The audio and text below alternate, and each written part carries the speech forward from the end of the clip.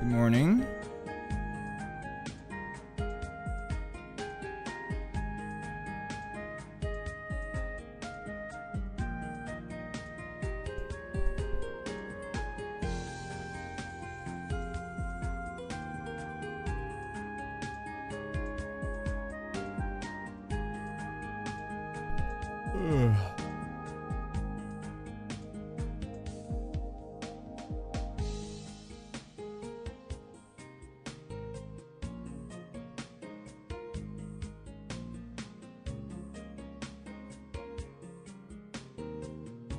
Hello, hello.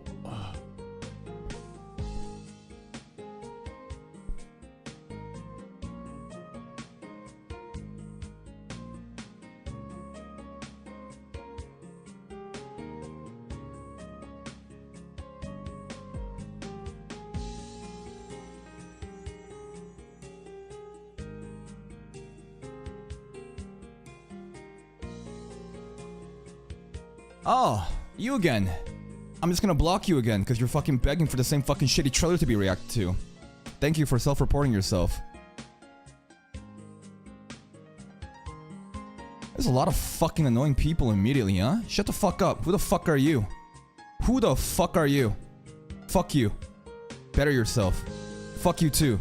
Better yourself. Leave. So fucking annoying. Little monkeys fucking begging. Fucking, please do this, please do this. Shut the fuck up. Shut the fuck up. You know how it works? If you want me to react to something, post it on the fucking Discord. And make it fucking be according to the topic we're doing. Why should I react to some fucking random trailer that has nothing to do with anything that we're watching on the channel right now? For your own selfish fucking needs? Fuck you! Watch the trailer by yourself! So fucking annoying. Anyways, good morning everybody. How's everyone doing today? How's everyone doing today?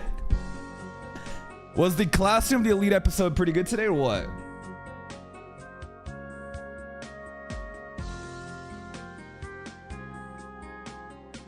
See? Look at these. Look at these nice, helpful people, huh? Look at this shit. Isn't this so nice how they just ask nicely what they want to watch in the Discord? You know what, Maddox? Yeah, I will check out the Giggle video. I will check it out. Thank you for recommending me that. Pretty good. Okay. Fuck! It's not 3-hour release date!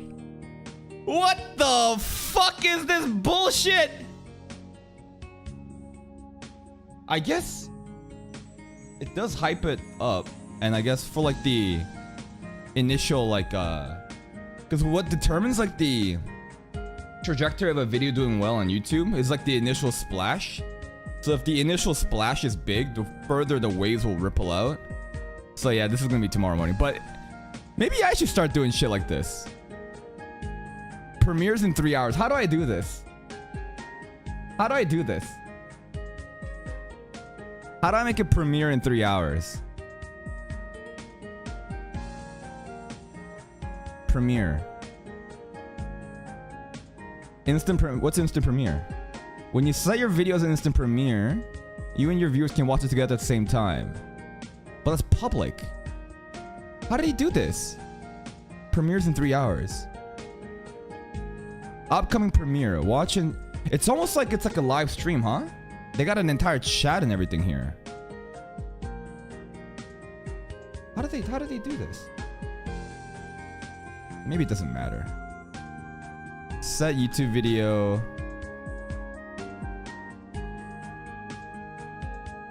As an instant premiere. I might have spoiled it, but I doubt most of you will be even by the end. Yeah, what is instant premiere? We're doing something a little bit different today, just because it came up in my SEO research. Yeah. A lot of people have been asking exactly what is a instant premiere. What is it? Well, an instant premiere on YouTube is when you select instant premiere and you hit the save button on a brand new video. You'll be taken to a screen, or when you click on the link, you'll be taken to a screen where a countdown will begin. Usually it takes a few seconds for that countdown to actually begin. How does it work though? How do you set this up though? You're wasting my time. Bitch, you didn't tell me shit. Fuck you. YouTube has an option for premiere. Okay. Yeah. Sure. Set the Okay. video Schedule. at another time. Schedule and set as premiere. That's the schedule option. But the set as a premiere option. is So if I schedule this for like, let's see. And then January 31st. Oh. Here we go. I mean, all right. Fuck it. Why not?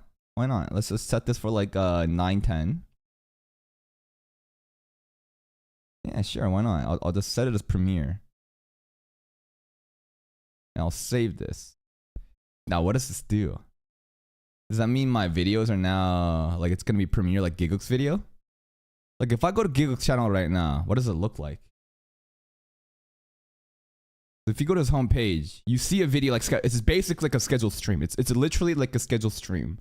So now that I have it like this, where's mine? What the fuck? Is it just taking a little bit to load? Premiere. Set up premiere. Countdown. Sure. I don't know. What the fuck? Where's my premiere? Is that it's out? Yeah? No, I don't see it, dude. Why don't I see it? I don't see it, man. What if I go to my page on what's it called? You see it on your phone? Well, as long as you see it, I guess. Really? You're not trolling me? Oh, here it is! Premiere! Yo, alright, we set that up. Alright, enough fucking around. Let's watch some videos, guys. Guys, by the way, I know most of you guys don't care, but it's currently Nahida reruns. And I pulled a Nahida. In 10 pulls. I didn't save the clip. All I have is a random screenshot of me flexing in this Discord to a bunch of kids that are probably jealous and angry at me. But here it is. I got a Nahida. I got a Nahida. Anyways. Alright, let's watch some videos. We have some videos to watch. I think we will be watching. We've already seen this one. I think we can watch like a I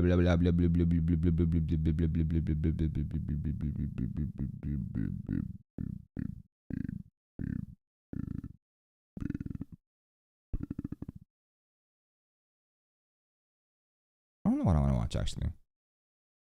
Oh yeah, this one looked very interesting. Level episode 4 overview content. This one looked actually very interesting. Yeah, let's check this one out before we go to some other stuff. Subtitles.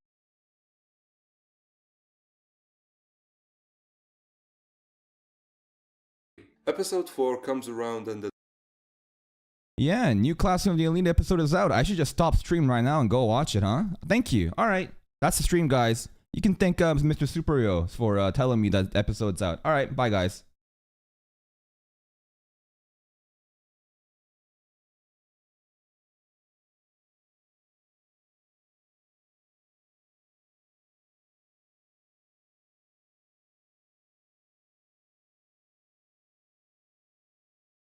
What do you mean there's forbidden spoilers? What do you mean? This video gonna spoil me? Or this channel just has ridiculous spoilers? The thumbnails look very flashy and cool. I'm not gonna read it. It looks like Blue Lock stuff, right? Looks like Blue Lock and Jujutsu Kaisen stuff. Hello, Mr. Frenzy. Alright, we're gonna watch this video, okay, real quick. We're gonna watch this video real quick. Here we go. 3, 2, 1. Or you're playing to someone else? Okay. 3, 2, 1. Sung awakens the dog in him. Solo Leveling episode 4 overview and cut content from Mr. Ace Lock. Let's see what he has to say. God damn, the voice acting already. This was awesome. This was gruesome, this was impactful, and this was epic. After a bit of a setback in episode 3, episode 4 comes around and delivers peak shonen, plain and simple. Setback in episode 3? Well, I guess it was kind of like a little bit slow, huh? A little bit exposition, kind of not like the other episodes where it was like a lot of action. Comes around and delivers peak shonen, plain and simple. The stakes are high, the pacing is great, and the payoff is so satisfying. As the true nature of the series starts to unveil itself, Oh baby, As we're always, leveling. We are going to be reviewing the episode as well as compare it to the manhwa and see what changes Okay. the studio implemented and whether they deliver or not. Yo, I feel like we might have found a new News type of video where they actually explain the cut content. I love stuff like this. Please, Mr. Asoc, deliver. The episode covers chapters 13 to 17, which in the manhwa they serve the purpose of introducing the level and system Song is dealing with. Okay. However, A1 Pictures took this simple premise and elevated it 10 times. How? I love these anime exclusive shots that sent shivers down my spine as Song was screaming his lungs out. Did he actually break the snake with his bare hands in the light novel too? Sorry, in the manhwa? As Song was screaming his lungs out. But let's start from the top. The episode picks up straight from the previous with the iron-toothed wolf fight. And I gotta say, this is where A1 Pictures really dropped the ball for me. The design of these wolves was just, I don't know. Actually, compared to what he showed me in the webtoon just now, we saw like a frame of a lichen right there. It looked pretty thick compared to the anime. They completely stripped. Yeah, I mean, do I really care about them, you know, making this red lichen not as intimidating as a webtoon?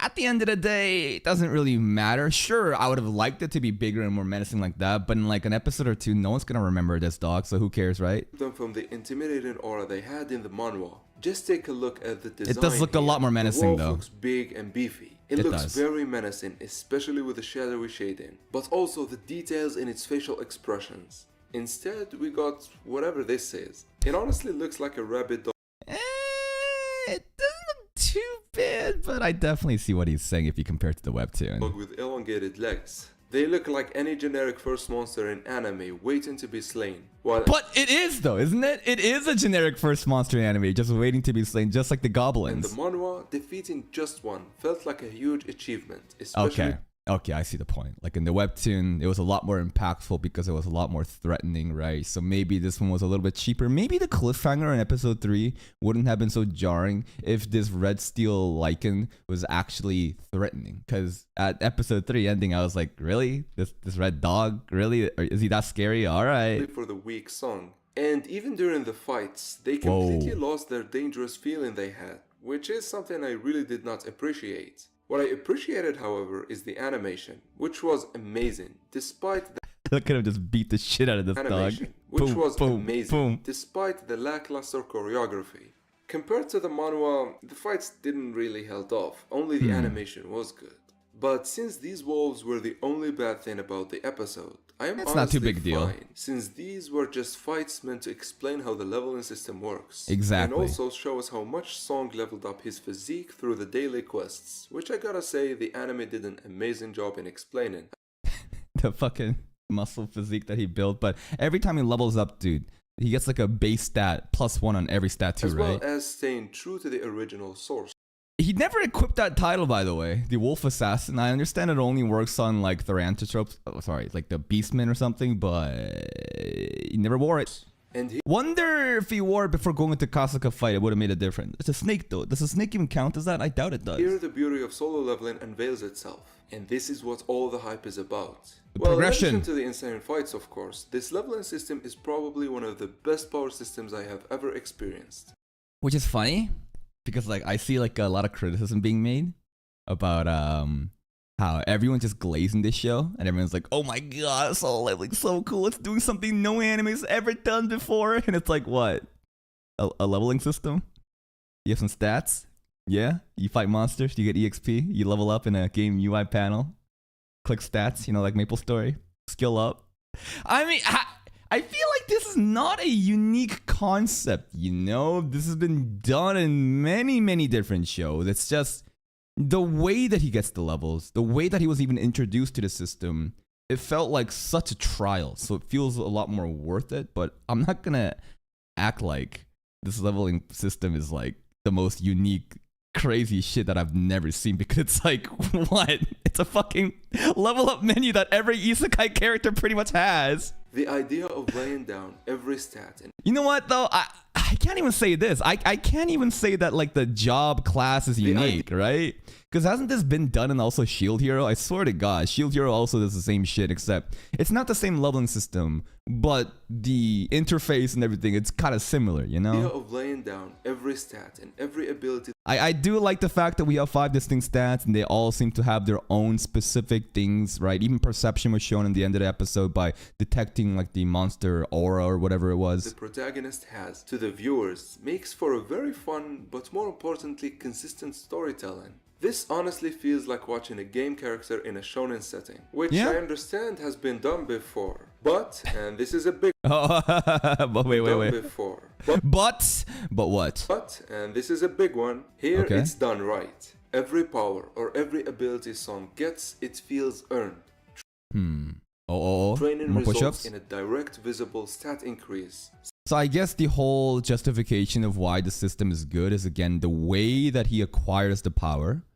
Everything else feels a little bit like the characters are just given all their powers immediately to them while he has to suffer and go through these trials to really earn it. Seeds for future abilities or events can be hidden in plain sight, and so actually following his journey is far more interesting. But honestly, Yeah. the best thing about this is there are no ass pulls in solo leveling, which is the bane of Really?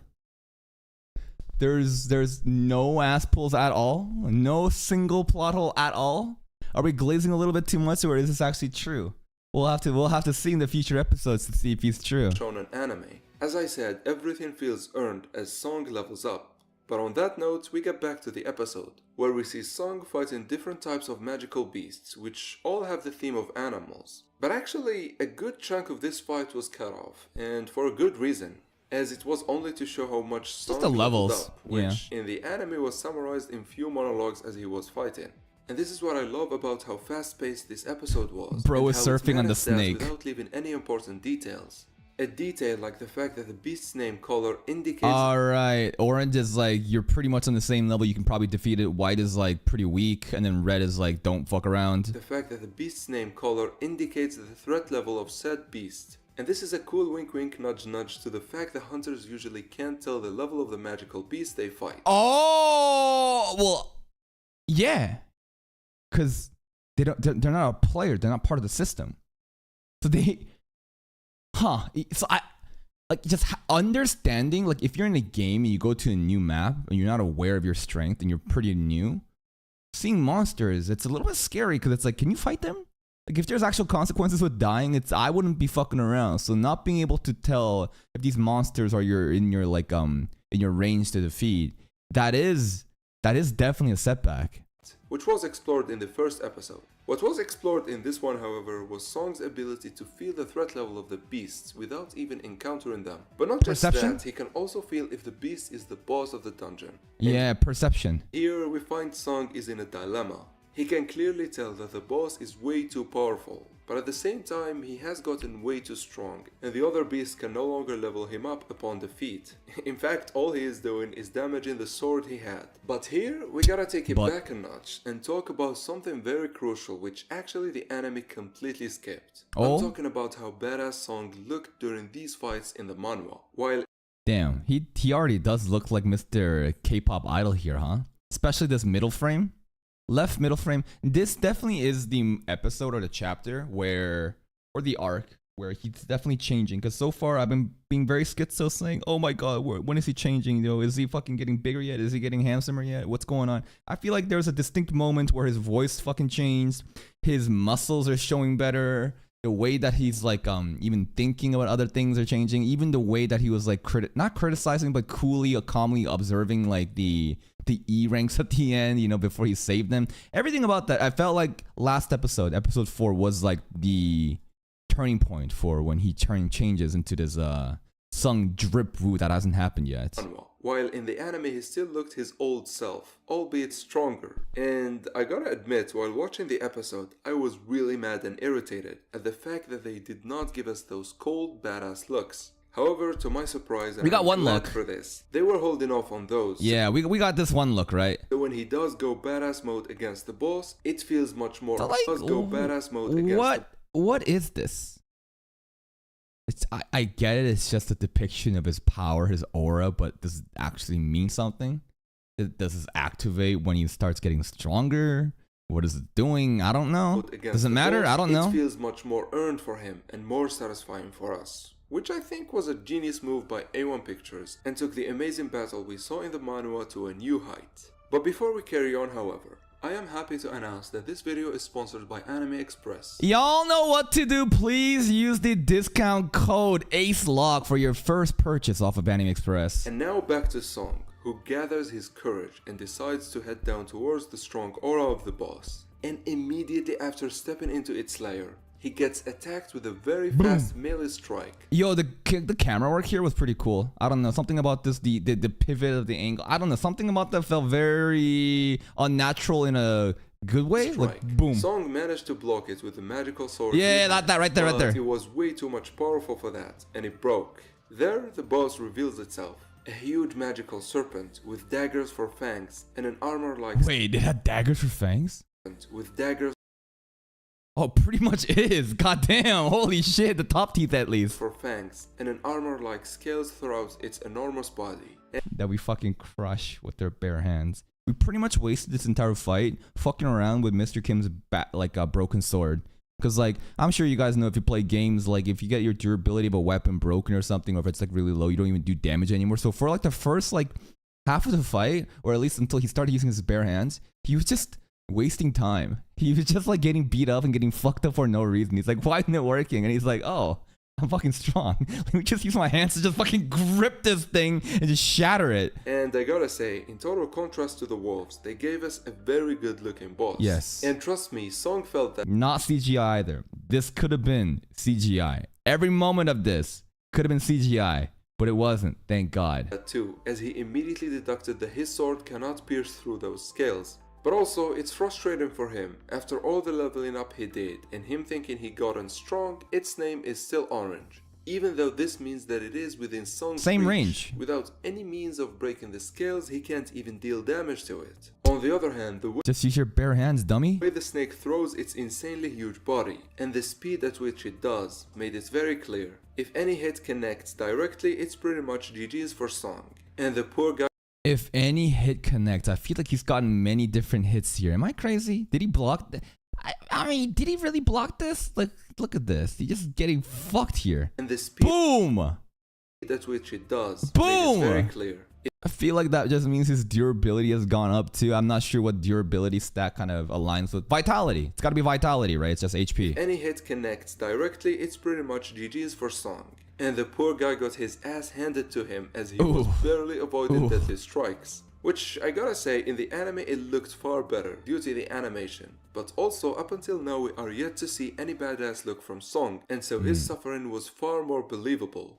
There, amidst all the chaos and running for his life, it hit him. Song is sick and tired of being weak. That was a good speech, right? He got a whole entire flashback and he just kind of starts talking about how he's so fucking tired of being looked down upon, the weakest hunter, whatnot. Like, enough of that bullshit. Sick and tired of being weak. He has been the laughingstock of the other hunters for way too long. He remembers the giant statues and their terror. But this flashback took his thoughts into a different road. Right, because usually whenever Juhi remembers a statue, she just like frightens up and like freezes because it's like PTSD. But whenever Sung Jin Woo thinks about the statue, he's like, oh, I remember that terror. This snake right now, this is nothing compared to it. It's kind of interesting, the parallels between these two characters and how they're kind of just pretty much... One is like thriving and the other is just like shrinking in The fear. giant statues and their terror. But this flashback took his thoughts into a different road. Compared to the statues, this thing is nothing. And there, after receiving a direct hit, I think that's one of my favorite tropes in these like shonen elements of a show where your main character is someone's like fighting and they're kind of losing, but they think about like a test, a trial they had before that was even harder, something, an opponent that was so much stronger that you were already exposed to, so you compare that and then suddenly you're like, no, I can overcome this. I enjoy that mindset a lot. something died in him, and from the ashes he's reborn. The strength-hungry Song, aka him, is born. Strength hungry Song, get it? Ha ha ha, because he's putting it all into strength. Anyways, what is that aura? What is that aura? I don't know, he's just glowing. Purple, bluish, does that matter? Does that indicate that he's powering up? Does that indicate that he's limit broken? I don't fucking know. It didn't really show us anything. Maybe it's just like a visual, like a cool visual indicator that doesn't really mean much. It's just to say, oh look, he's about to go to the next level. As I said, saving the badass look for the boss fight was such a major thing, done through a very simple change. Here, it really felt earned as he prepares himself for the final attack. And for this, man, I gotta hand it to A1 Pictures. This really captured the frustration turned anger that Song felt. But also, Yes. I gotta hand it to the voice actor of Song, who You can like feel the rage, the anger, the frustrations coming out of this voice actor. Whenever you listen to him, it's like, bro, it's pretty much as voice acting like his Rentis do. Every episode he's putting on a fucking masterclass. It just sounds like he's just going all out in the studio booth, and all his coworkers are probably like, "Holy shit, this guy takes this way too seriously," gave which is us great. this insane multi-layered performance. From when Sung was feeling weak and getting frustrated to him getting irritated to a full-on Eren Yeager style of rage. And there, Sung's insanely daily training showed its results. Yes, we never needed the fucking sword because it was broken, the durability was down, so we were doing nothing with it. But turns out our grip strength is fucking. We got that gorilla grip. We shattered the snake's fucking shells with the scales with our hands. We just defeated this barehanded. As even though the magical sword can't pierce through the scales, Like, I feel like we could have just fucking used our hand and just like pierced through like that, you know? I feel like a little poke like that would have been like enough to penetrate compared to the sword because it's broken. it was brute force that did. Much like he felt when facing the giant statues, brute force stands above it all. And Song was literally crushing the throat of the poor snake. And even after taking many hits and bleeding so much, he still Oh yeah, that was a scene where he ran into the pillar and he got like a little nosebleed. I don't know. Something about that little nosebleed was a little bit off. I don't know. It's just me crushing the because throat look of at the this. poor snake. And even after He runs into this pillar and I thought the impact would give him a little bit more of like a little nosebleed. taking many hits It's not a big and deal. bleeding It's just this small amount of blood. I guess there was a little bit more here, right? taking many- Look. There is a little bit more here, right? There's a little bit more here, but and bleeding so I don't know.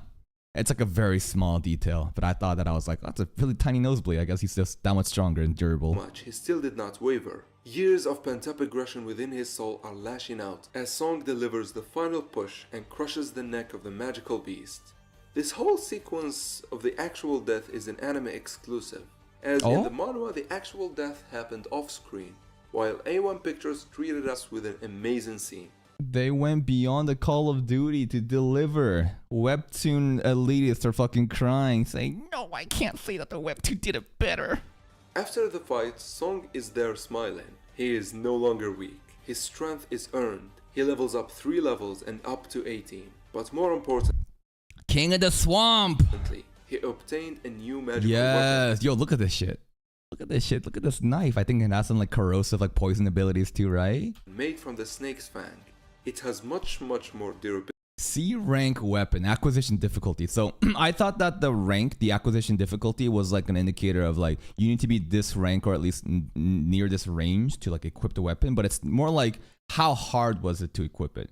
Now maybe there is some kind of gear check, like you know in games you can't just like wear end game weapons as soon as you're level 1, but I don't know. I thought that was pretty interesting.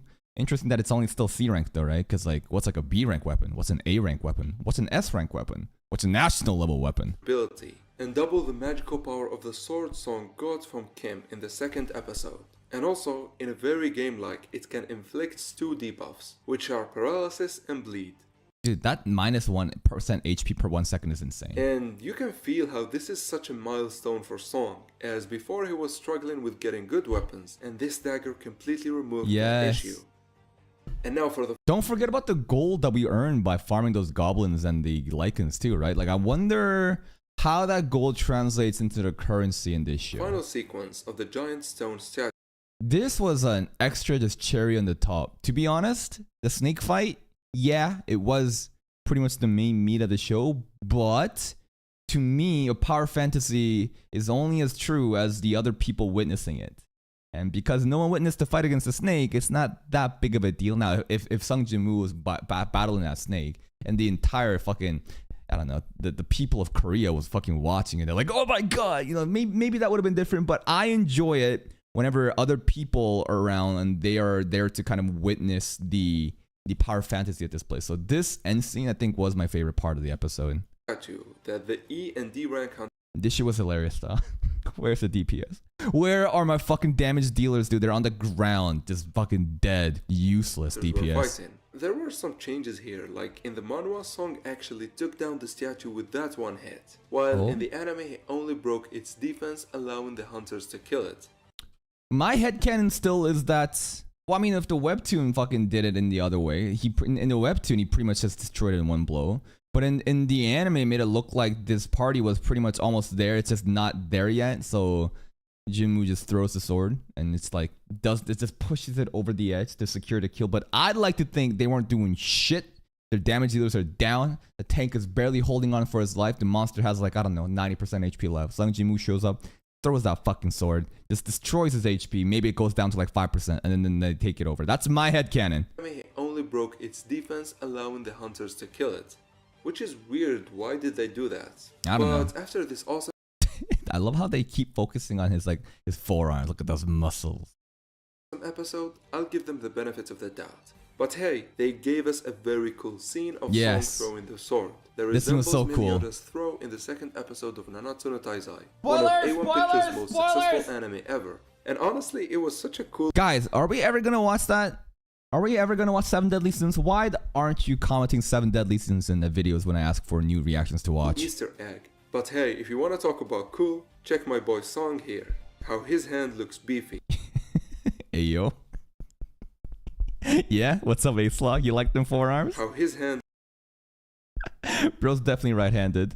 looks beefy. And also, if you notice, his Yeah? voice is becoming deeper. And So that's the thing. In the fight against the snake, there was a moment where his pitch of the voice dropped, but even before then, there were moments in the last episode where I thought his voice was deeper, but technically it's because he wasn't screaming compared to the previous 2 episodes. So he was kind of more chilling. It's like his morning voice like me right now. So I don't know, but he is definitely changing. this is such a subtle thing that I did not know I wanted. And Juhee. Everyone was like, what happened? Who did this? Sung Jinwoo just walks into the shadows. Juhee saw that. That's right. She saw that shit. But I'm really glad A1 Or at least she has an idea of could it be, Jinwoo that did that, Pictures gave us this. And honestly, it works as the perfect point to close off our review of episode 4. Yes, thank God. No spoilers. Sorry, no cliffhangers either. This is a great video. Guys, please give Mr. Acelog a like on his video. Here it is. Here's the link. Subscribe to his channel. Like this video if you did. I really enjoy any type of cut content that's, not in the anime of the series we're watching right now. So this is great, man. This is actually great. The Korean names are a bit confusing. It is what it is, man. Dude, do you want me to just fucking, are you new here? Before I just fucking go off on you right now, are you new here? You think that I'm just gonna watch Classroom of the Elite right now? You're not new here.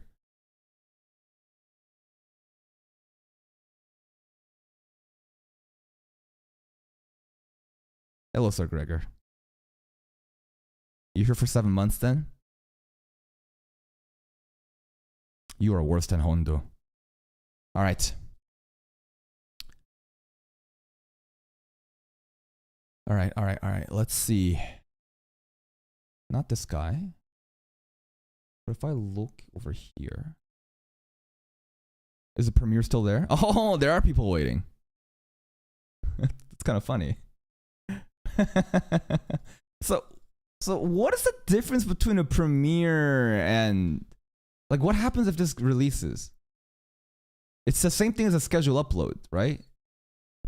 YouTube scheduled upload versus premiere. What is the difference?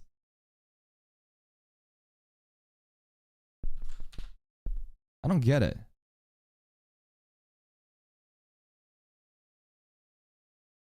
People can live chat. What is the point? So people just chat while watching the video? For the duration of the video? Does the video get uploaded as a stream? And then what? So the video gets uploaded as a stream. Let's say it plays for 20 minutes. People can chat for the duration of that 20 minutes. And after 20 minutes, after the video is done, then it kind of just gets put into the backlog like regular videos like this.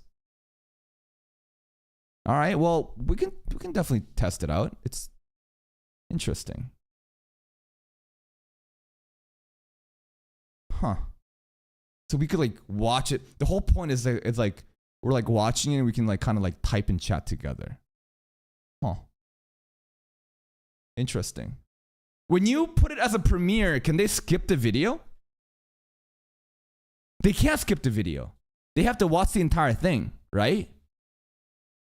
Oh! So this kind of creates an incentive for them to stay there and watch the entire thing. Huh? Huh. Huh. And I would assume that chat does remain after the premiere. They watch everything, they can type in chat, and after that's that, the video gets published like a regular video. Very interesting. All right, we'll test it out with today's Dorkness episode. We will definitely test that out. That's very interesting, huh?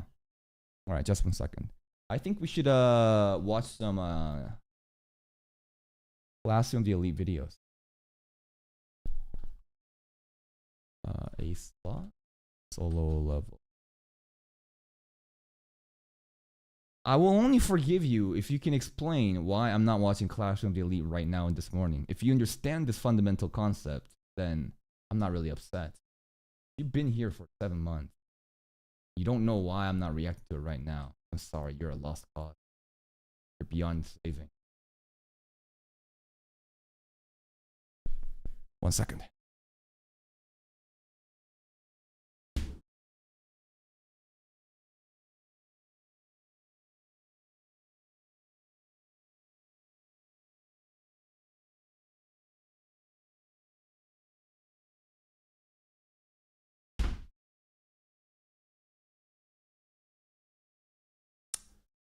Okay. Let's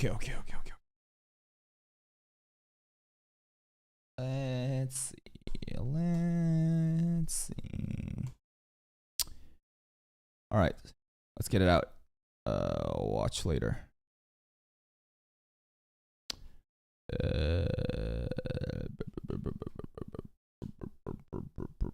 Where's my light novel? There's a light novel. Witness. It would be there's a light novel. Let's get Mr. Emu's White Room soundtrack out. Yeah, it does have a thingy-majiggy. Oh, Mr. Zengden! Thanks for the super chat, man. Shame that Tanya didn't win, but surely next time. It is what it is. I mean, I was kind of surprised too about the amount of people that didn't really vote for Tanya compared to Spider, because these are two isekai enemies, right? Maybe it does make sense. Maybe if Spider wasn't there, and let's say there was some random rom-com here for the Spider slot, and then let's say Fate Zero and Bakemonogatari was there, maybe the isekai audience would have voted for Saga of Tanya the Devil. But I was very surprised that it actually came dead last like this. I don't know. Maybe I would have assumed that Fate Zero would have been, last place with Bakemonogatari, with the two isekais kind of just like similar, but interesting, huh? Fate's too long? Great, I love long shows. The best thing for me is a show that everyone loves that we can farm for a long time. That is the ideal scenario. I have no idea who that is, Mr. Doctor.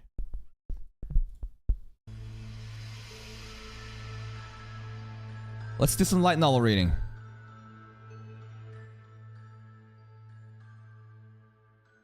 But to get sucked into that AI. Okay, subtitles. Font size 400. Yeah. I'm looking for. I thought it was time to head home then. Kushida and the others might discuss looking for another. Yeah, speed 1.25. Good call. Speed 1.25 as usual. 1.25. It would be a pain in the butt to get sucked into that. Ayanokuchi-kun, do you want to head back together? Horikito asked. After hearing that invitation, I reflexively placed my hand against her forehead. It felt nice and cool, but I noticed the softness of her skin. You do know I don't have a fever. I only... What the fuck is going on? Do you want to head back, Haruki? Are we touching Suzune's forehead right now? After hearing that invitation, I reflexively placed my hand against her forehead. It felt... Ain't no way you call this fucking bedtime story. Yeah. You guys tucked in bed right now? Listening to bedtime stories together. Felt nice and cool, but I noticed the softness of her skin. You do know I don't have a fever. I only wanted to talk to you about something. She deadpanned. Okay, that's fine. It was rare for Horikita to invite me anywhere. With the world going so topsy-turvy, I wondered if it would rain tomorrow. You two really have gotten close, huh? I mean, you look like you Close? were going to murder me after I just touched your shoulder yesterday. And now, Ike looked at my hand on Horikita's forehead with seeming discontent. He's so fucking jealous, dude. Horikita, having noticed this, didn't change her expression as she spoke to me. Do you mind? Your hand. Oh, sorry. While I was relieved that Horikita offered no counterattack, I drew my hand away. I was on autopilot as the two of us stood in the hallway. I could roughly guess what Horikita wanted, but I didn't know exactly what she was going to say. So basically, Susan said that you want to spend some time together, and then Anako was like, "What's wrong with you? Do you have a fever?" And we touched her forehead, and there's a little bit of body contact there. And Yuki was getting jealous, and Susan is saying, "What are you doing? Stop touching me." That reminds me, I want to make a stop before we return to the dorms. Is that okay? I don't mind, as long as it doesn't take too long. Of course, it should only take about 10 minutes. 4.4. It was hot and humid after class. I made my way over the Yo, they keep mentioning the weather, huh? Doctor, I told you I don't know this person. special building. I already answered you. Yo, what do they keep saying it's hot and humid?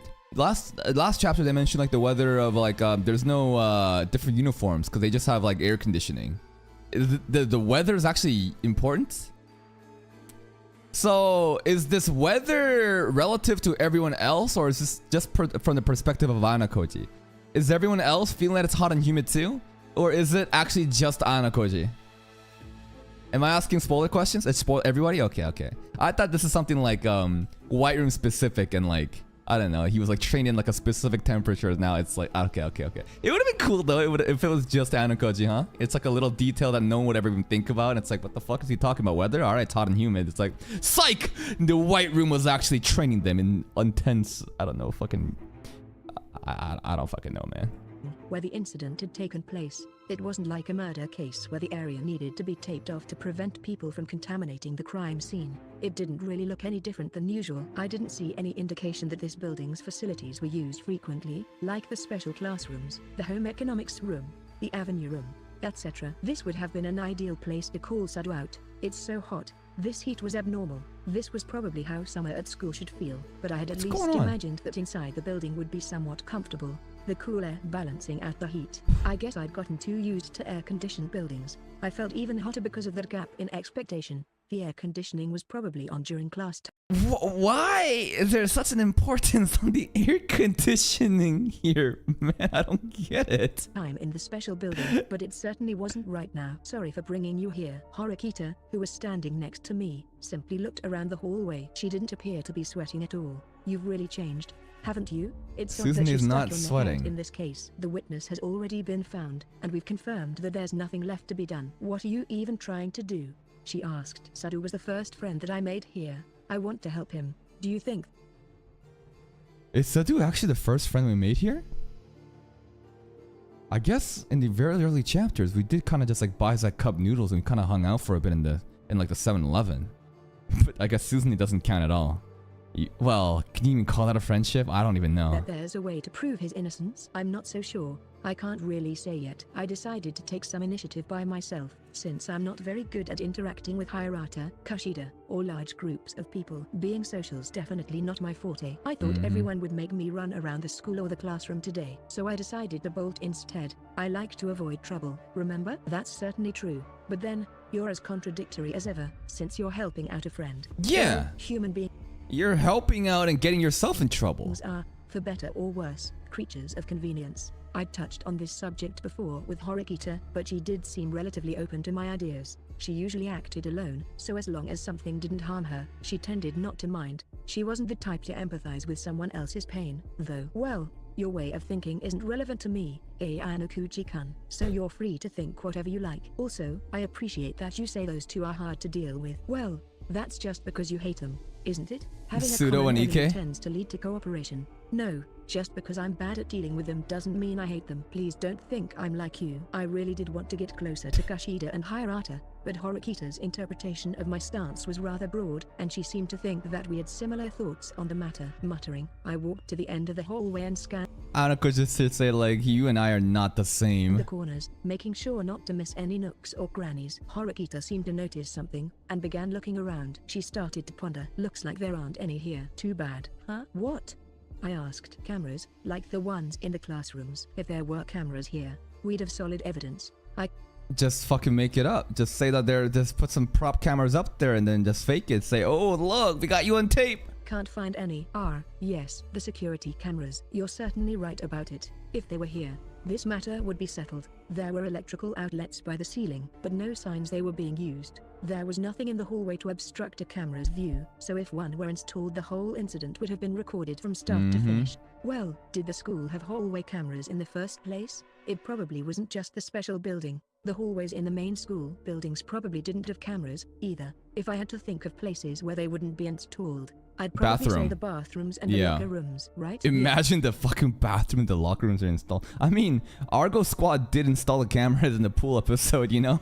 The Professor, Pseudo, EK, Yamauchi, Anakoji. If there were security cameras here, the school would have checked them first and we wouldn't have any problems with this case. I shook my head, embarrassed to have gotten my hopes up for even a moment. For a short while, loitered around, wasting time and not really achieving anything. So, have you come up with a plan to save Sadu-kun? Horikita asked. Of course I haven't. It's your job to come up with plans, Horikita. I won't ask you to save Sadu, but it'd be nice for you to point Class D in the right direction. Horikita shrugged in exasperation. She was probably thinking up a response. However, she was the one who'd found Sigura, so it wasn't like she didn't want to help at all. You're asking for my help to use me? She's all over the place. And yes, we're not asking for your help to use you. We're already using you. Me? Here and now? Having Sigura as our witness hurts us more than it helps. I think it'd be better if we looked for— Damn. Having Sakura as a witness hurts us more than it helps.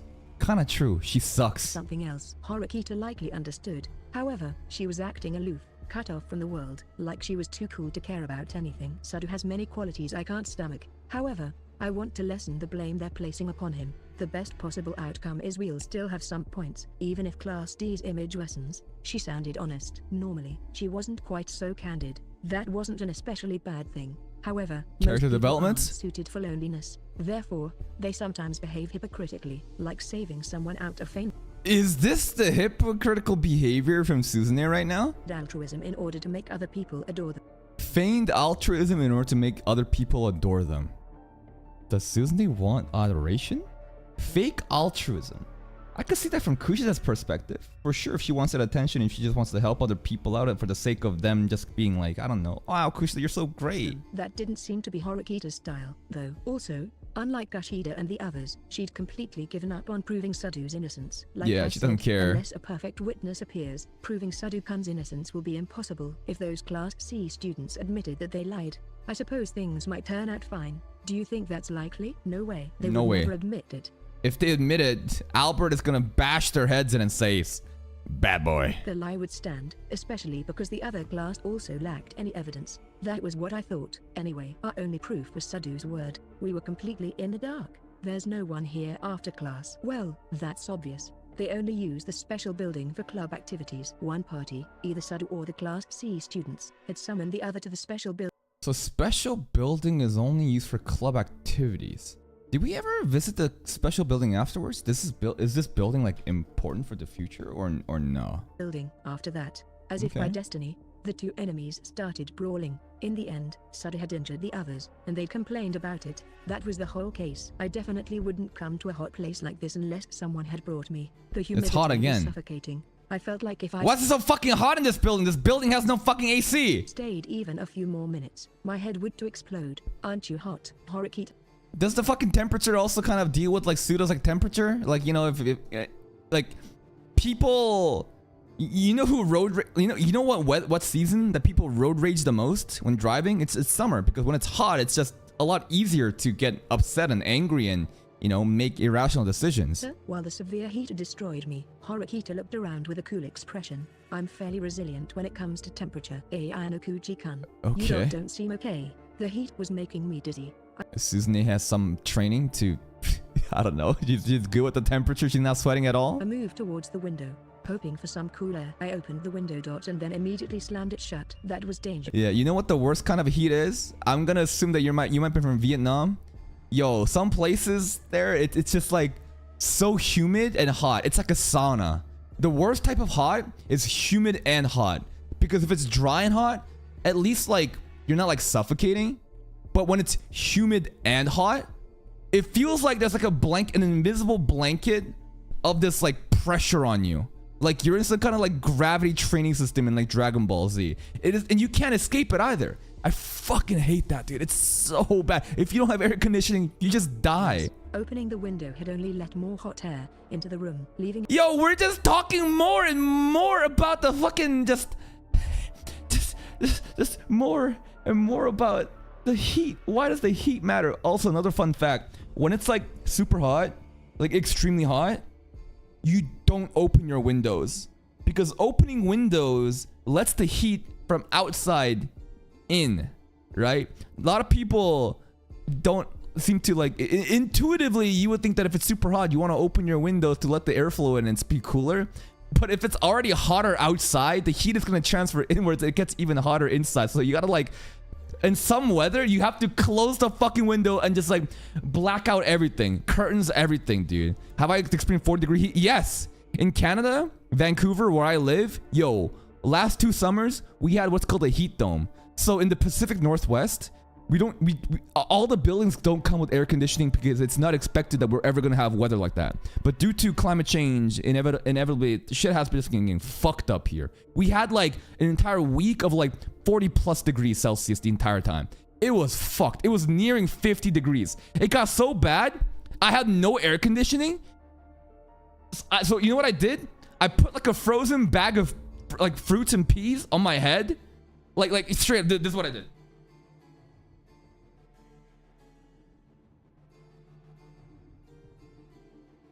Straight up, this is what I do. I grab a big bucket of bowl with ice water to put my feet in there because like your feet is like a great regulator of internal body temperature. And I put this fucking bag of frozen fruit. I do this shit. I do this shit and I put my feet in the fucking bowl of ice water, but it wouldn't be enough. And I'd have like a fan on the side blowing air at me, but it's like hot air blowing at me. It's like torture. And the worst type of worst type of heat is the nighttime. When it's like when it's like 30+ degrees at nighttime, and this is Celsius by the way, you can't sleep. You're just fucked. And like the craziest thing is, if you take a shower, you know what that shower does? So because the external temperature of the water hitting your skin is cold, your internal temperature will try to rise up as a counter effect, which is fucked. So when it's like super hot, yes, you want to take cold showers to chill out. But in fact, what that cold shower does is raise your internal temperature more. So it's like a bait. So you have to like shower with like kind of like lukewarm water. It's hell. It's fucking hell on earth, dude.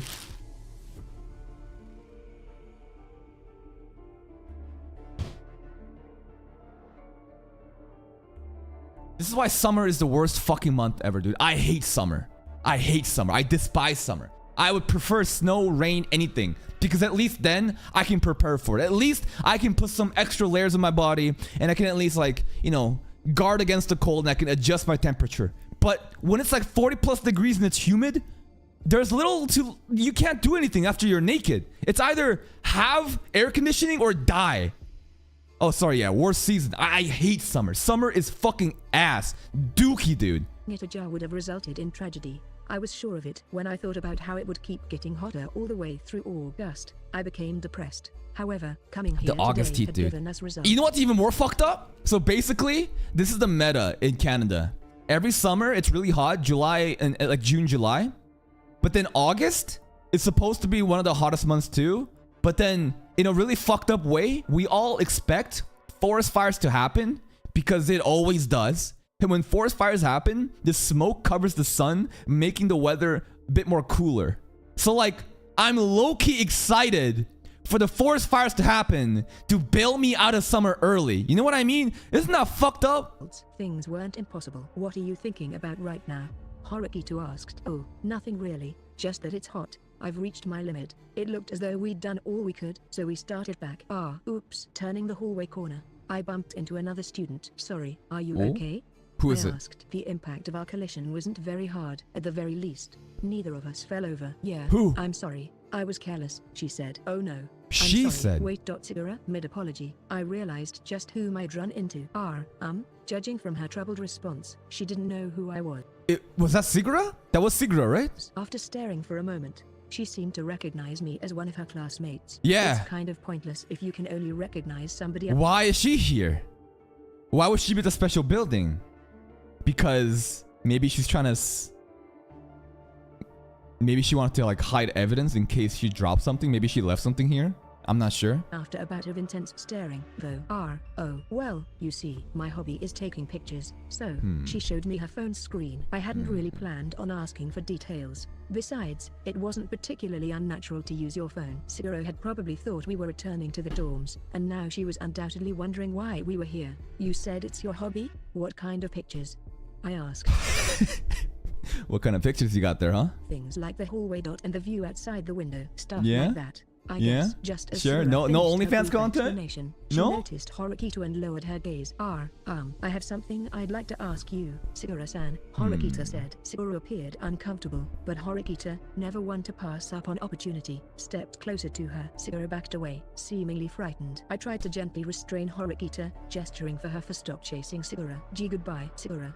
I called as she And tried she runs to hasten away. away. You don't have to force yourself. I'd spoken up without thinking. Sigura stopped, but didn't turn around. You shouldn't feel obligated to appear as the witness, Sigura. It'd be pointless to force you to testify. But Interesting. We're telling her that she doesn't need to do it. Okay, we're gonna go with a very gentle approach from Anakoji. if someone scary is trying to intimidate you or something, please talk to us. I have no idea how much I can help, but I'll try. Are you talking about me? Horikita muttered, ignoring the existence of such a scary monster. I decided to let Sigura go. I didn't see anything. You've got the wrong person. We let Cigarette go, guys. She kept insisting she wasn't the witness so far. Then why are you here?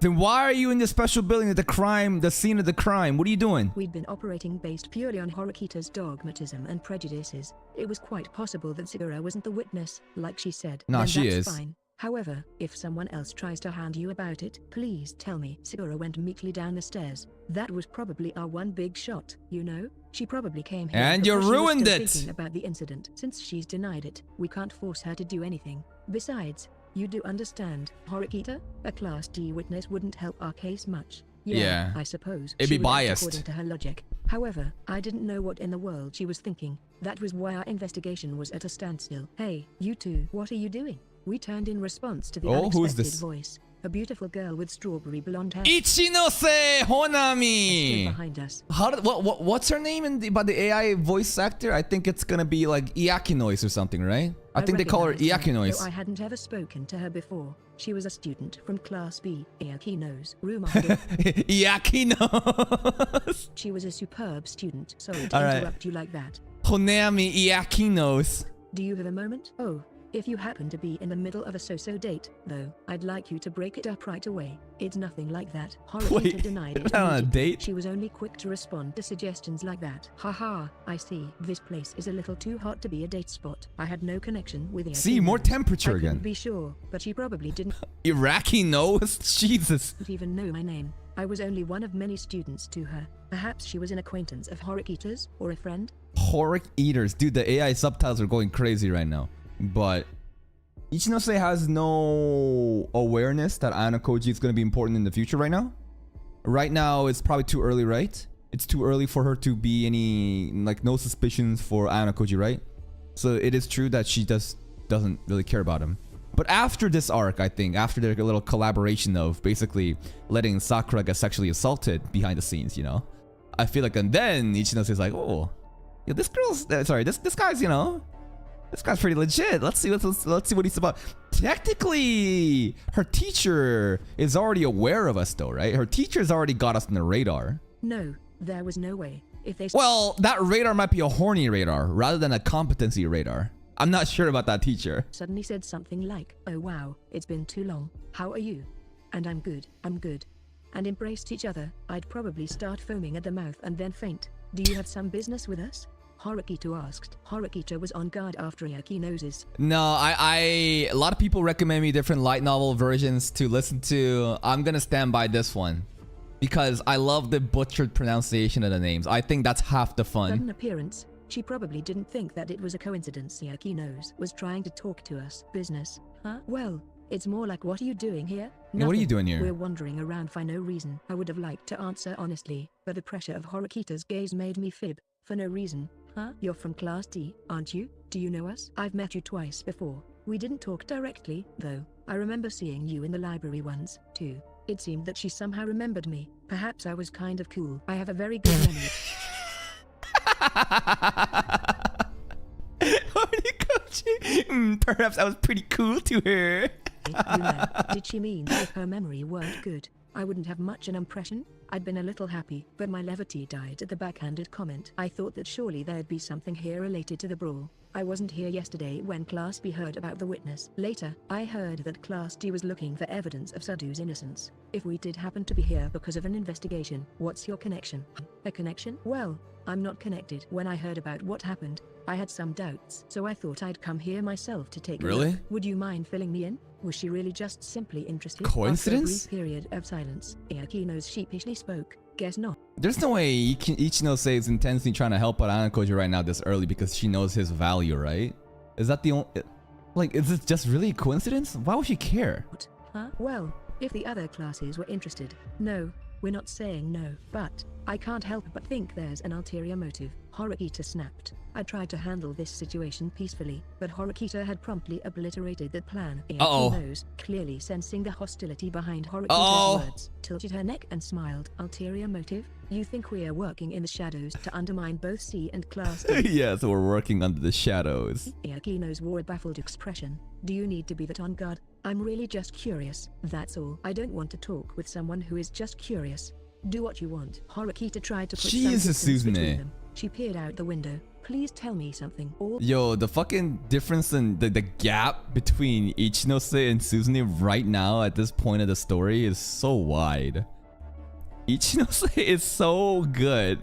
And like, she's so much smarter than Suzume right now, I feel like. Suzume, well, I'm not sure objective smartness, but like, fuck, Suzume just sucks. She is so mean, yeah. all my teacher and friends say is that there was some kind of fight. I hesitated briefly, but since there wasn't much information to be gained anyway, it may not have been worth keeping quiet. So I explained the situation. I told her that 3 people from Class C had called Sadu over, and there was a fist fight. However, Sadu turned the tables on his would-be attackers and beat them up. I also told her that after the fight, the Class C kids filed a false report with the school. Iakino's listened to the story intently, so that's what happened. This story hasn't made its way to Class B yet. Hey, isn't this a pretty big problem, though? It doesn't really matter who lied since it's an issue about violence, right? Shouldn't you be hurrying to uncover the truth?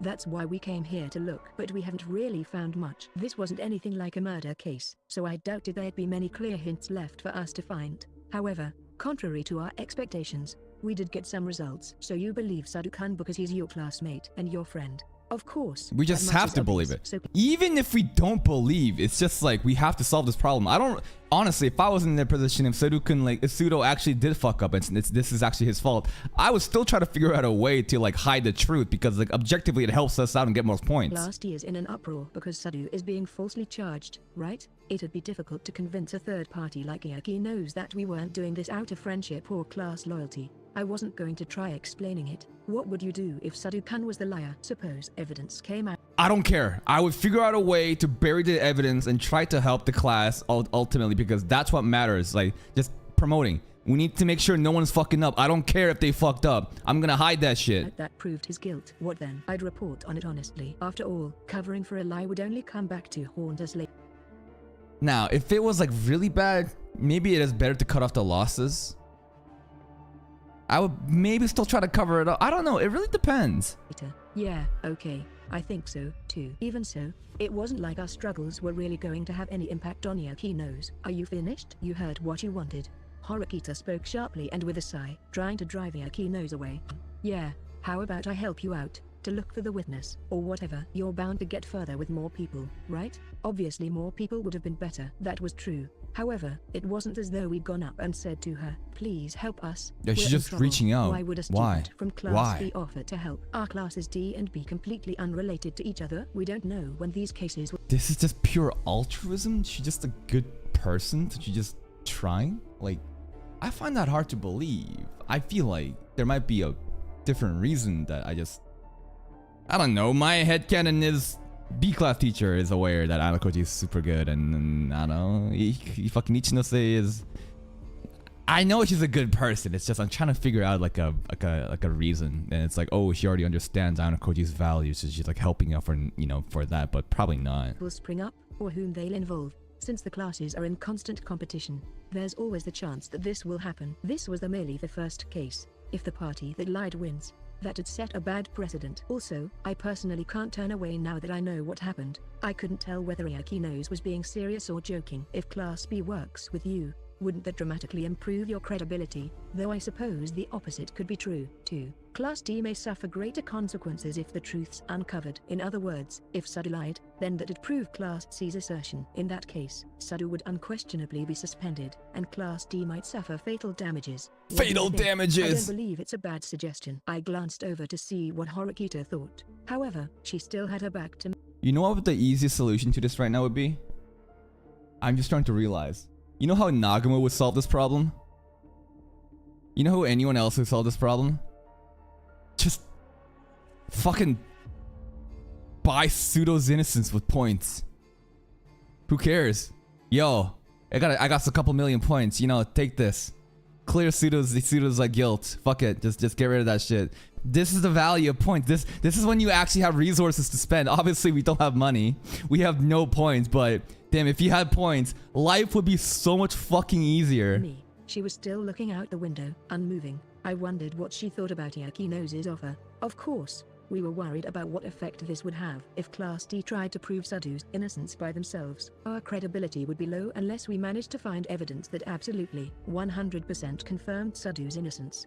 If a student from Class B got involved, there might be tremendous implications. I decided to weigh the offer's positives and negatives, even though it was rude. Obviously, I couldn't trust Iakinos yet. She was a student from Class B, and she gained nothing by involving herself. If helping others out of sheer goodwill was reflected in class or private points, then I could understand her motivation. It wouldn't be easy to ask, but she might have important information. The only way to be certain was to ask. Let's accept her help. Ayanokuji-kun. Horikita had made a decision, probably determining that the benefits outweighed the risks. I was grateful that she'd reached a decision so quickly. I didn't really have the power to decide in the first place. That was Horikita's job. Iakinos smiled, showing off her white teeth. Then it's decided. Horikita. Nice white teeth. Horikita gave her name candidly, as if doing so approved our cooperative relationship. It's nice to meet you, Horikita-san, and you too, Ayanokuji-kun. We had unexpectedly made Iakinos of Class B's acquaintance and accepted. This is a huge networking, man.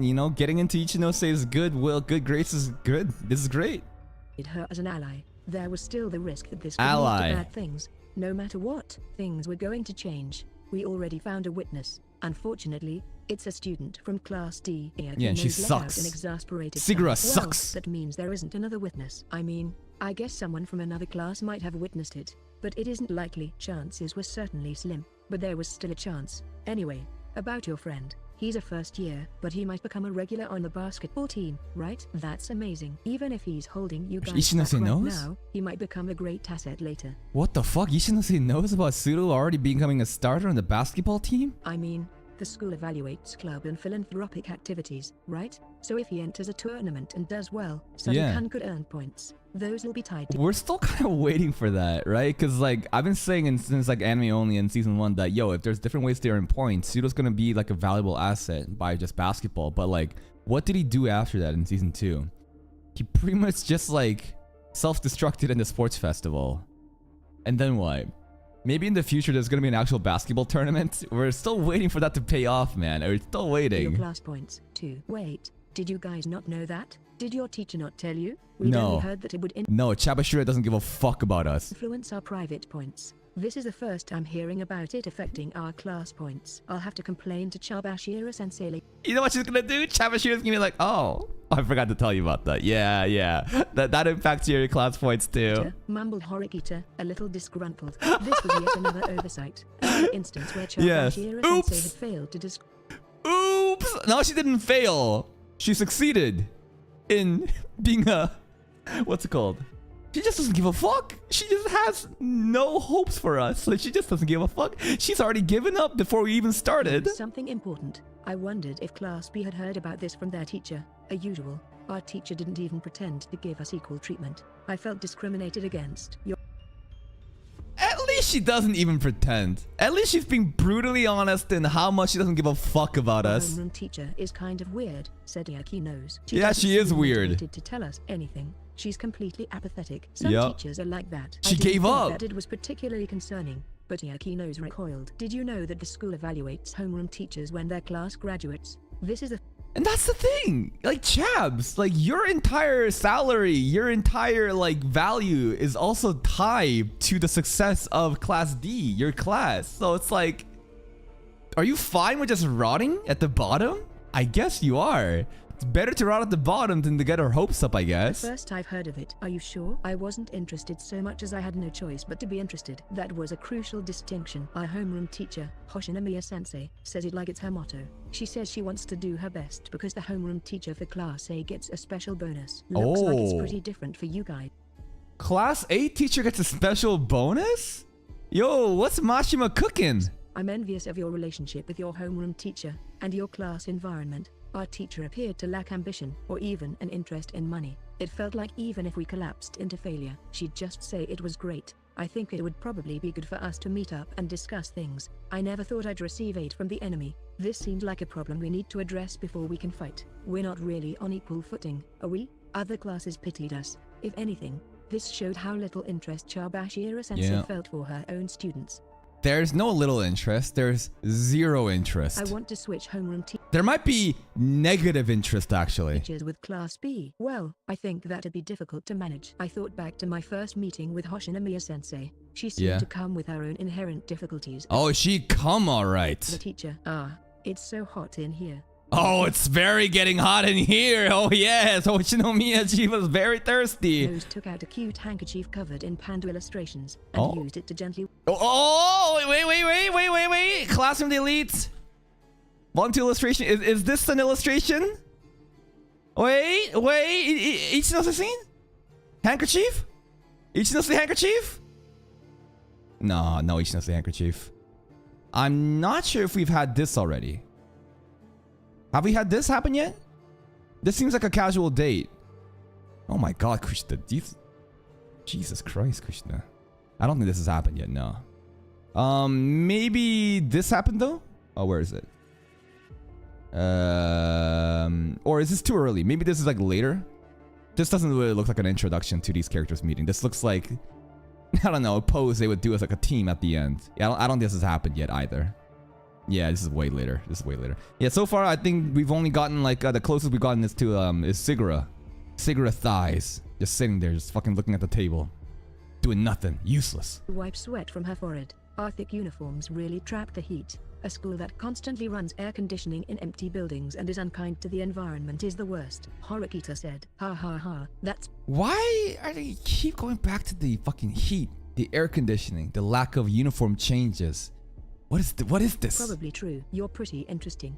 Iakinos laughed, even though that wasn't really a joke. I don't think there was anything Hello? funny in what I just said. How about we exchange contact information so things can progress smoothly? Horikita shot me a look that seemed to say, I don't want to do it. Give her yours. If you're okay with having my info, here you go. I Yo! said, sure, got it. After we'd exchanged information. I said, Another number acquired. If Ike or Yamauchi was here, you know, witnessing us getting fucking Class B girls a number, oh, they would be so I upset. realized I had an unexpected number of girls' contacts. Oh Though my it was only God. The beginning of July, I We have Kushida's number. We have Ichinose number. We have Suzune's number. Who else do we have? That's about 3, right? I think those are the main girls. I don't think we have K's number yet. No. I think that's about it, right? I think that is. already had 7 names and phone numbers in 7? my address book. Maybe some other guys. 3 of them girls. Yeah, 3 Perhaps girls. thought I had plunged deeply into the joys of youth without even realizing it. EK Pseudo Yamagod. Ew. Who's the 4th number? Who's the 4th guy? Hondo? Hondo's always on his phone, man. Also, I learned that Iakinos' first name was Honami. An Honami. unnecessary bit of information. 4.5. Iakinos appeared serious about coming up with Oh yeah, I think Hirata, yeah, we did get the hero, the most popular, hottest guy in school, Hirata's number, that's right. Koji fucking glazes him up. He was actually so happy to get his number. strategies and being He was saying, oh my god, if I was a girl, I would shriek right a now. trusted ally. Every time she wanted permission to try something, she'd contact us, even though she'd already said to leave things to her. I didn't think she needed to limit herself so severely. Upon returning to the dorms, I thought that we'd go our separate ways, but Horikita followed me all the way to my room. She seemed to still want to talk. Sorry for the intrusion, said Horikitu as she doing? entered the room, even though no one else was there. I wondered why I felt a little nervous being alone with Horikita behind closed doors. Just to check, do you have one too, a spare key? I asked. For your room? Ike-kun asked earlier if I wanted one. No way, Suzume also has a copy key, right? I refused, just as I'd expect from her. It seemed she was the only one with any common sense. After all, it's rare for me to visit your room, Ayano-kuchi. Okay. Besides, coming here is a shameful act in itself. What the fuck? A Why? disgrace, understand? You're I a assumed she'd disgrace. respond like that. I wasn't hurt at all. I This is what I was saying. Your brother thinks you're a fucking disgrace. definitely wasn't thinking anything like, wow, that was unexpectedly harsh. Why are Jesus. you tracing letters on the wall with your finger to hide my pounding heart or something? The scariest part was that she didn't really have any bad intentions. I'm sure that if asked, she'd probably... The scariest part is that she didn't have bad intentions. That's just her. That's just Suzume in her natural habitat, just being herself. Just so fucking mean. A boy and a girl alone in a single room? Nothing romantic is gonna happen from here. You guys already know. You guys already know. But ladies and gentlemen, I think we're gonna pause here before we continue with the light novel readings. I think we're gonna pause here for now. Y'all know what time it is? Jesus. Because 9 a.m. means that it's time for me to go to work, so I can continue to pay the bills. So I can continue to make anime content. Tonight is the start of a new community series. What is it called? So I'm a Spider, So What? We'll be watching this on Twitch tonight. It's not gonna be on YouTube until we're done Scheming Million Fantasy, okay? So go to Twitch, make sure you're there. If you don't have the Discord, here's the link. There's no rules other than don't post porn, don't be weird, kids might be around, or I'll fucking permaban you. But that's it from me. In about 9 hours, I will be back. We'll be watching probably Snafu, Tensura, Spider, and of course, Classroom of the Elites. Thank you for spending your precious time with me this morning. Have a good morning, good afternoon, good night, wherever you guys are. And until next time, take care. And also, enjoy this instant premiere. I'm very interested in how this instant premiere thing is gonna work out. Hopefully it doesn't fuck up anything, but I don't know. Hopefully it does well.